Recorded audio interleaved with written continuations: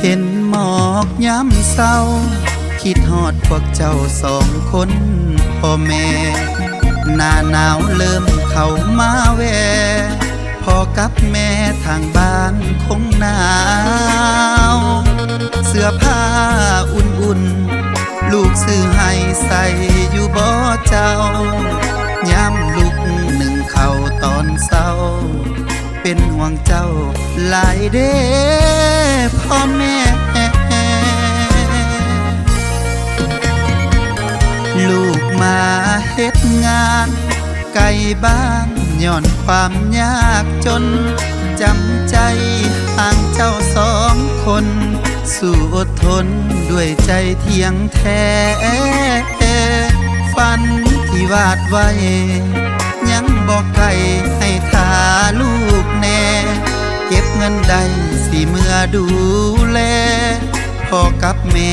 อยู่ทางบ้านเอาหน้าหนาวปีนี้คือสิบ่ได้คืนไปหาฟืนมาก่อกองไฟให้เจ้าฟิงได้คือแต่เก่า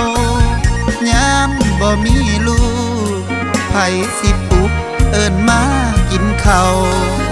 ยามจมปวดขาปวดเข่าไผสิบีบให้เจ้าเด้นอ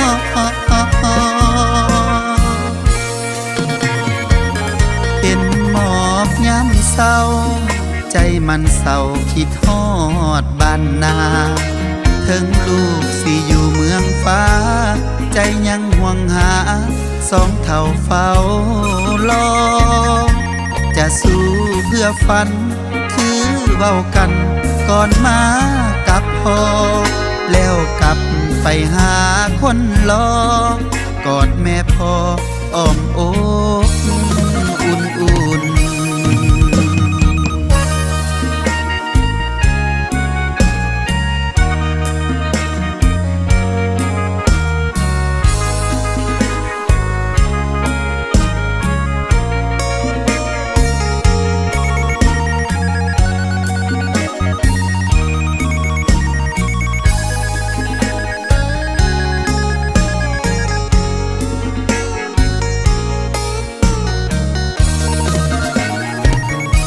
หน้าหนาวปีนี้คือสิบ่ได้คืนไปหาฟืนมาก่อกองไฟให้เจ้าฟิงได้คือแต่เก่ายามบ่มีลูกไผสิปลุกเอิ้นมากินข้าวยามจมปวดขาปวดเข่าไผสิบีบให้เจ้าเด้นอ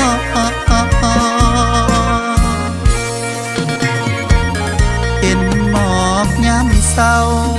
ใจมันเศร้าคิดฮอดบ้านนาถึงลูกสิอยู่เมืองฟ้าใจยังห่วงหาสองเท่าเฝ้ารอจะสู้เพื่อฝันคือเว้ากันก่อนมากับพ่อแล้วกลับไปหาคนรอ